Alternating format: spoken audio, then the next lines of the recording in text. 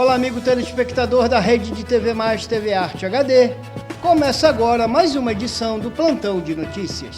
E você confere conosco. TSE bloqueia 13,6 milhões da conta bancária do PL, partido do presidente Jair Bolsonaro. Tempo prejudica a busca de vítimas em Guaratuba, no Paraná. Cientistas detectam duas subvariantes da Ômicron inéditas no Brasil.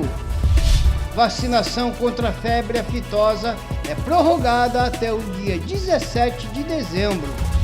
Desemprego segue em queda e chega a 8,3% em outubro e a arrecadação federal de impostos foi a maior para o mês dos últimos 28 anos. Black Friday tem pior resultado nos últimos 12 anos. E o MP e Polícia Civil fazem incursão contra criminosos no Rio de Janeiro. Essas e outras notícias você confere agora no Plantão de Notícias.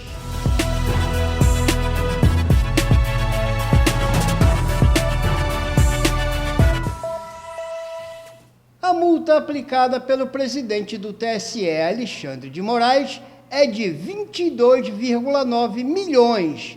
Moraes havia aplicado a multa contra toda a coligação do presidente Jair Bolsonaro, que incluía progressistas e os republicanos. Acompanhe a matéria.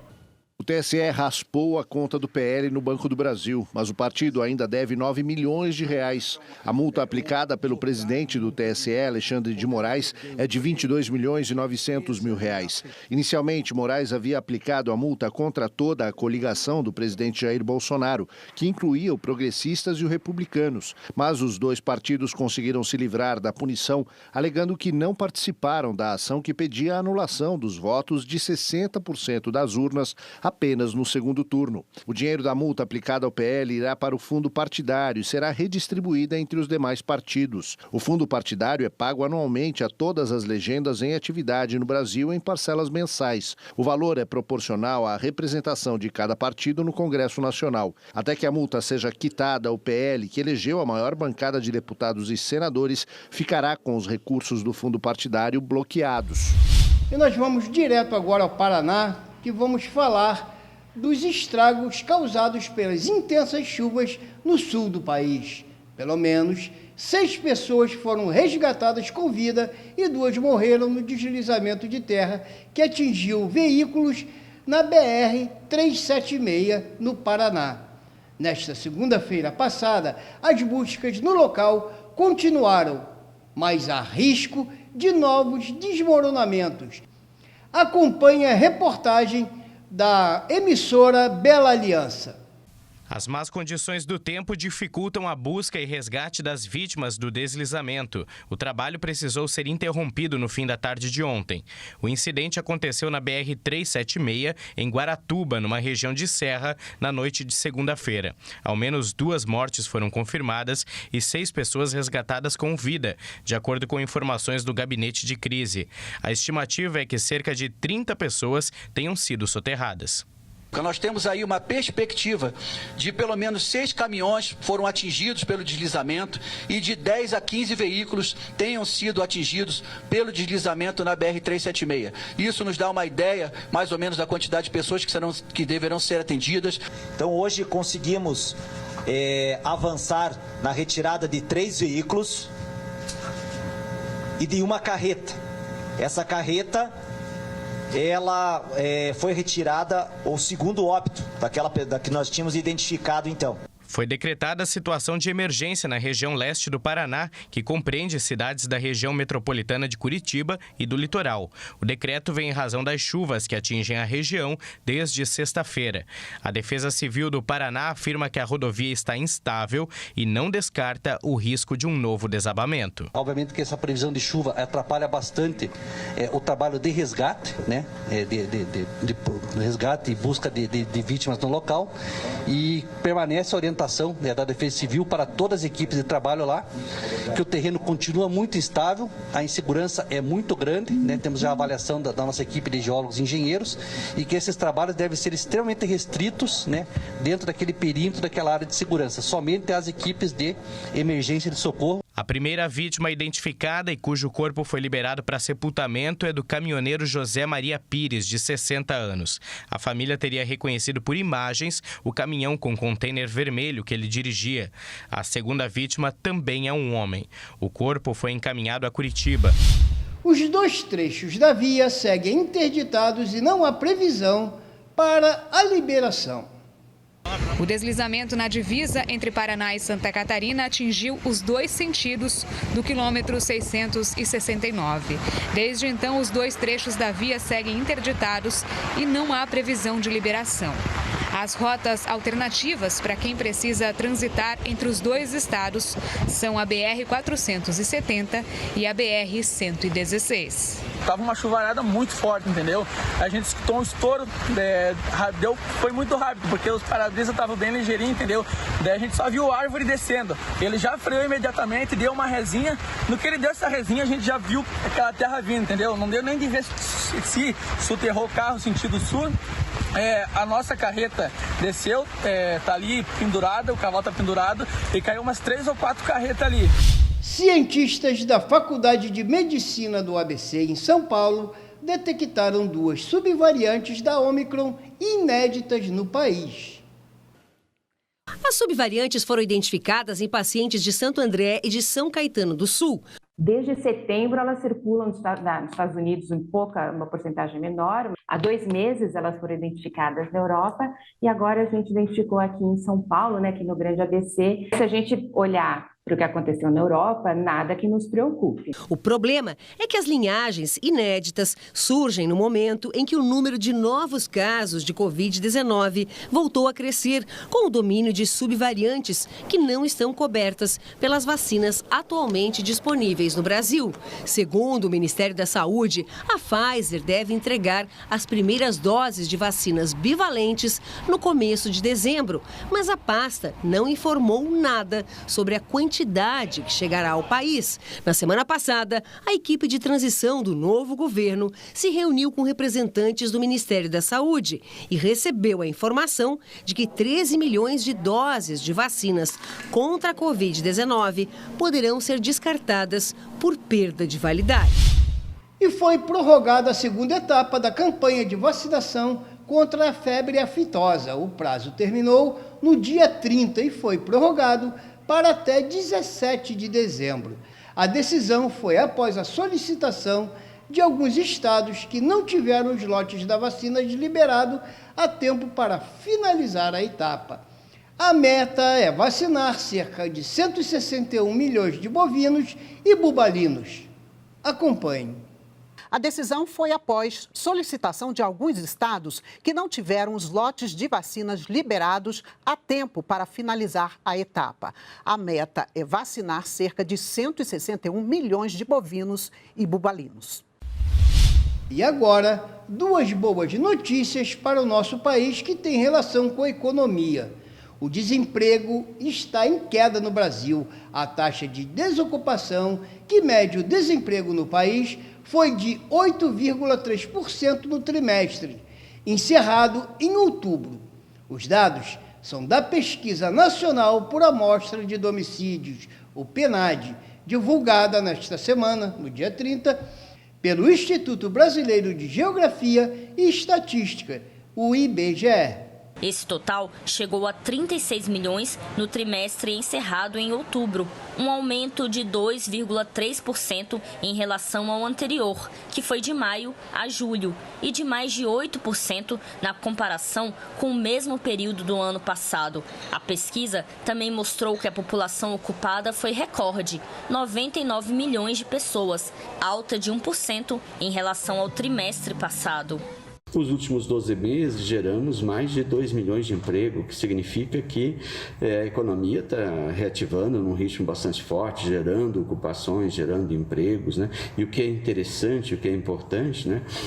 Houve um crescimento forte dos empregos formais, as pessoas com carteira assinada. A quantidade de pessoas sem trabalhar entre agosto e outubro caiu e ficou em 8,3%. É o menor índice desde 2014. O rendimento dos trabalhadores cresceu 2,9% em relação ao trimestre anterior e ficou em R$ 2.754. E a taxa de informalidade caiu. Desse conjunto de quase 100 milhões de ocupados, aproximadamente 39 milhões são informais. Também em outubro, a arrecadação federal de impostos foi a maior para o mês nos últimos 28 anos e chegou a 205,4 bilhões. Segundo a Receita Federal, a tendência também é observada no acúmulo deste ano. Em outubro de 2022, a arrecadação chegou a 205,4 bilhões, o que representa um aumento real de quase 8% em relação a outubro de 2021. 7,97%. E essa arrecadação de outubro, ela é o maior valor já registrado desde o começo da série histórica em 1995. E o que explicaria, então, esse resultado excepcional do mês de outubro? Duas ordens de fatores explicariam.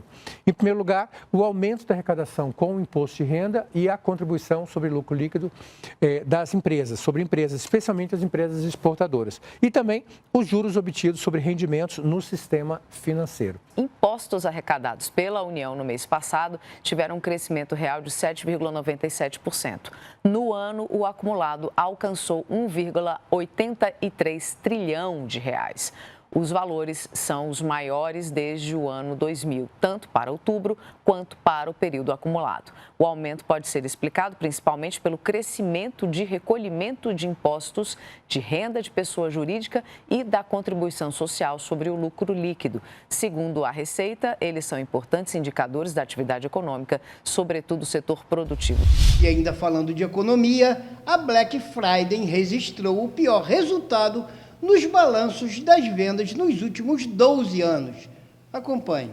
A Black Friday 2022 frustrou as expectativas do mercado. Uma consultoria especializada em varejo físico registrou 9% de queda no fluxo das lojas nesta Black Friday em relação à de 2021. Os preços também não estavam lá essas coisas. O que eu vi foi muita promoção, mas promoção que tem no dia a dia. Não era aquele desconto imperdível que te empurra, né, a comprar naquele momento. Criavam aquele senso de urgência, de falar assim, eu não comprar agora, eu perco esse desconto só daqui a um ano. Já outra empresa que monitorou as compras pela internet encontrou resultados piores, 28% a menos de vendas do que no ano passado.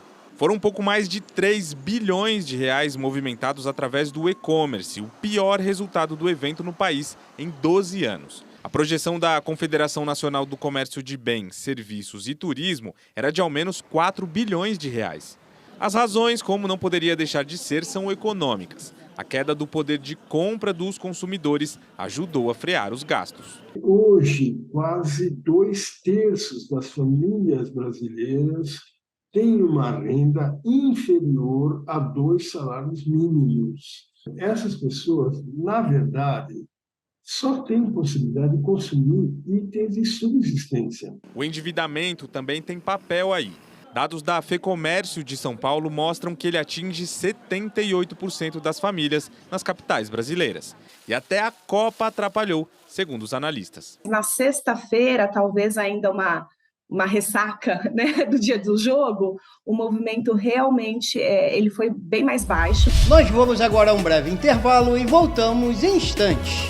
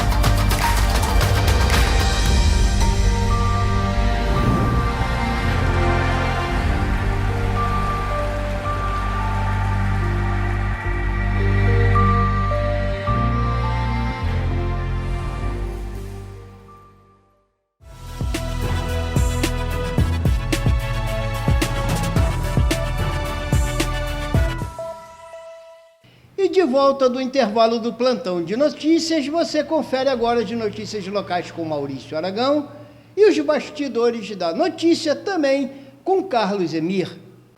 Está começando mais um Bastidores da Notícia. E ontem aconteceu a audiência pública na Comissão de Transparência do Senado. Eu ontem acompanhei essa audiência pública toda. Eu vi do início ao fim. E, literalmente, a conclusão que eu chego dessa audiência pública é: por que não foi feita antes? Por que os senadores agora, depois que o caldo está totalmente entornado, eles fazem essa audiência pública? Não estou desmerecendo a audiência, são homens valorosos, pessoas corajosas.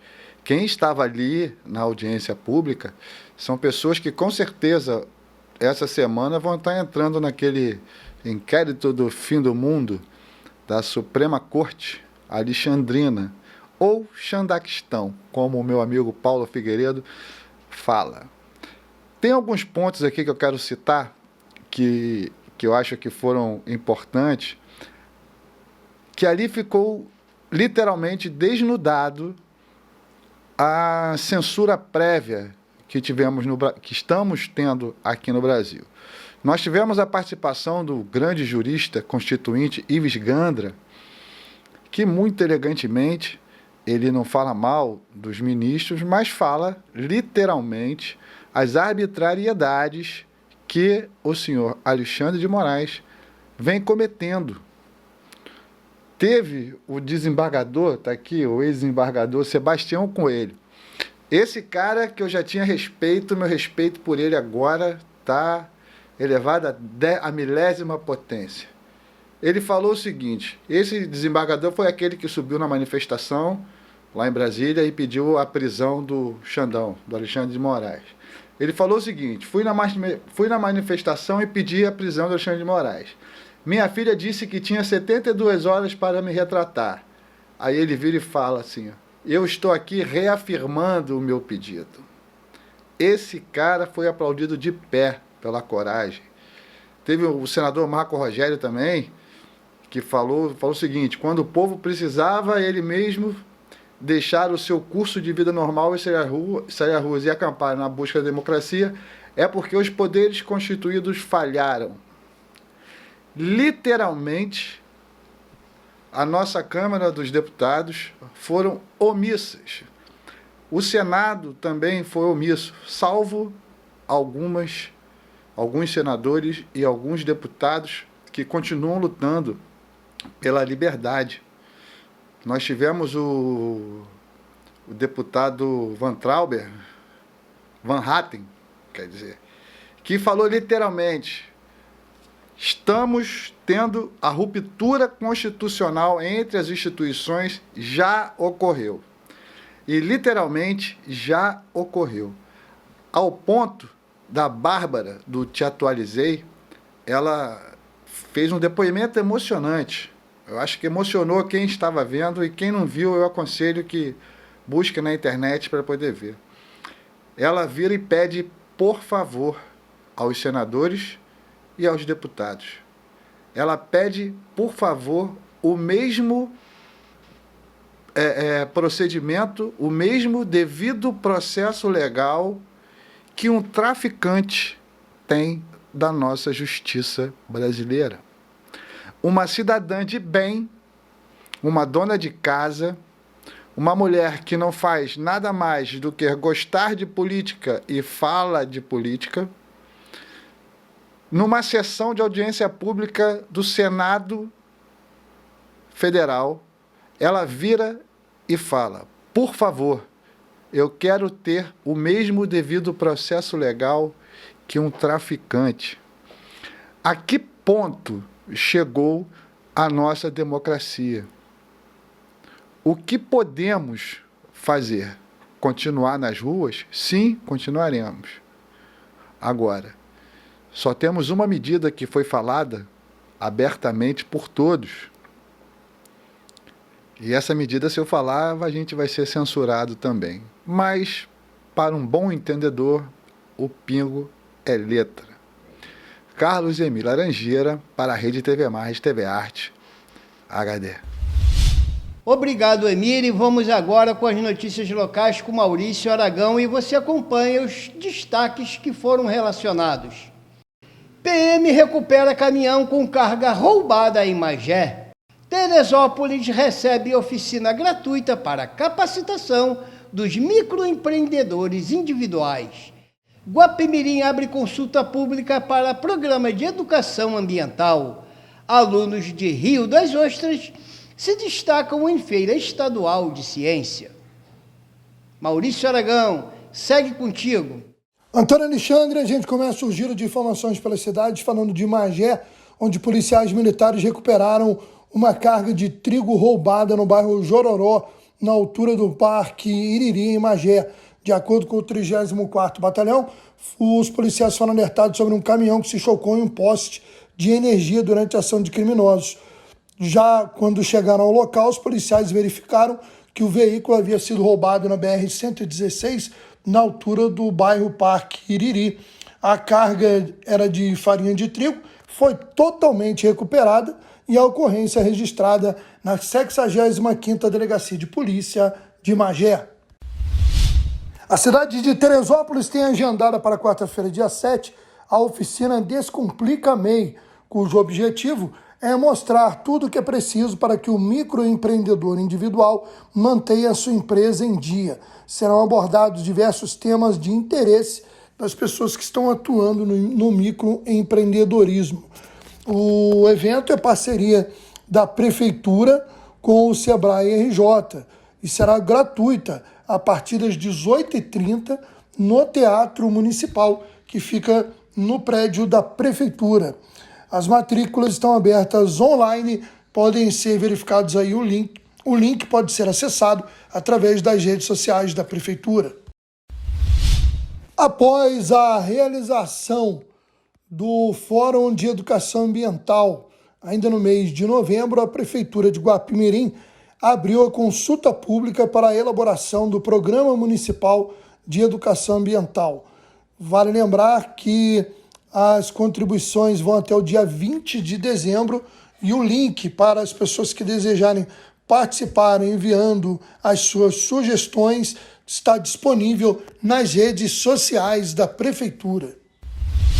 Rio das Ostras se destacou na 16ª Feira de Ciência, Tecnologia e Inovação do Estado do Rio de Janeiro, a FECT, realizada nos dias 26 e 27 de novembro.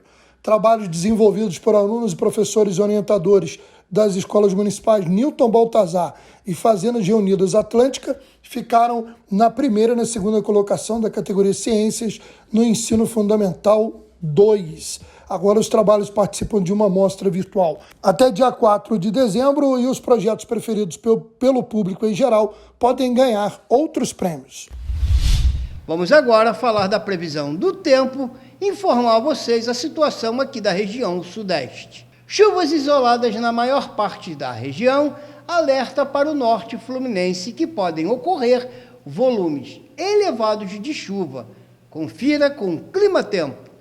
O tempo segue instável no sudeste do Brasil, tem previsão para pancadas de chuva em praticamente toda a região, mas essa chuva vem de forma irregular, principalmente entre a tarde e a noite, e ainda há potencial para trovoadas e granizo. Volumes elevados ainda previstos para o Espírito Santo, Norte Fluminense e Vale do Ribeira, no estado de São Paulo, ao longo desta quinta-feira. A máxima prevista é de 30 graus em Belo Horizonte e na capital paulista e faz até 33 graus no Rio de Janeiro. Vamos agora aos esportes e voltamos novamente com Maurício Aragão. Bom, meu amigo Antônio Alexandre, só para confirmar até amanhã desta quinta-feira, quais as oitavas de final que já estavam definidas. Nós teremos no sábado, meio-dia, o primeiro do grupo A, a Holanda, enfrentando o segundo do grupo B, os Estados Unidos. E às 16h, o primeiro do grupo C, a Argentina, enfrentando o segundo do grupo D, a equipe da Austrália. No domingo, ao meio-dia, o primeiro colocado do grupo D, a França, vai enfrentar a segunda do grupo C, a Polônia. E às 16h, A Inglaterra, primeira colocada do grupo B, enfrenta Senegal, a segunda do grupo A.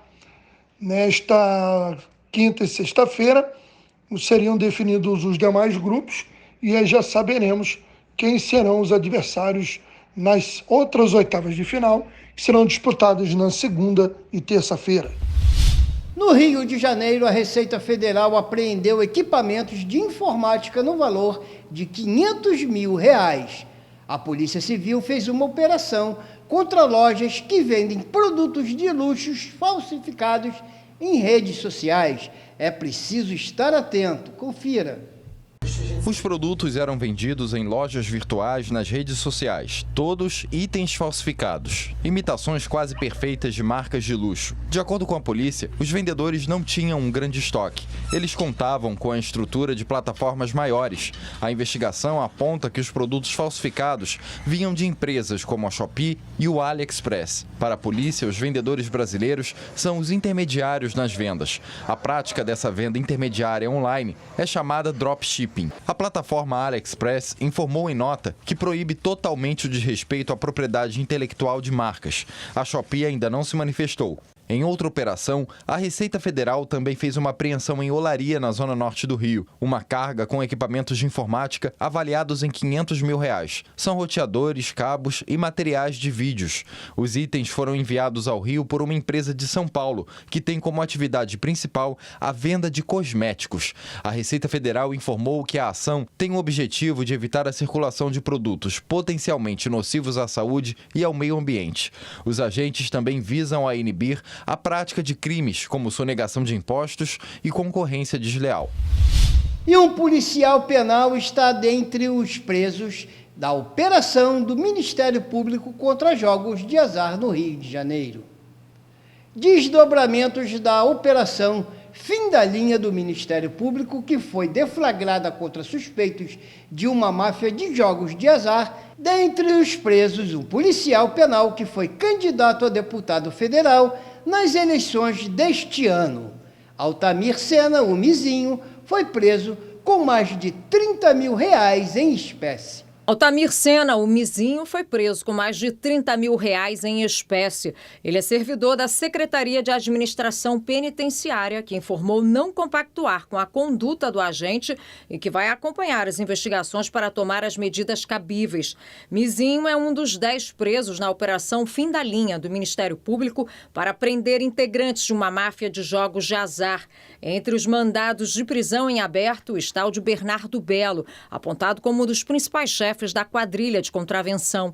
Ele é ex-presidente da escola de samba Vila Isabel e réu pelo assassinato do bicheiro Alcebiades Paz Garcia, o BID. Segundo as investigações, o grupo contava com o apoio de PMs de diversos batalhões para a exploração de jogos. Ontem, os agentes estiveram em um endereço ligado ao ex-secretário de Polícia Militar Rogério Figueiredo de Lacerda. Outros 3 oficiais da corporação também foram alvos de busca e apreensão. Já em 5 bingos clandestinos, foram apreendidas 380 máquinas caça-níqueis. E com essas notícias vamos terminando mais uma edição do Plantão de Notícias. Agradecendo a você, amigo telespectador e assinante, nossa equipe técnica, por estarmos juntos noticiando tudo o que acontece na sua cidade, no seu país e no mundo. Muito obrigado e até a próxima edição.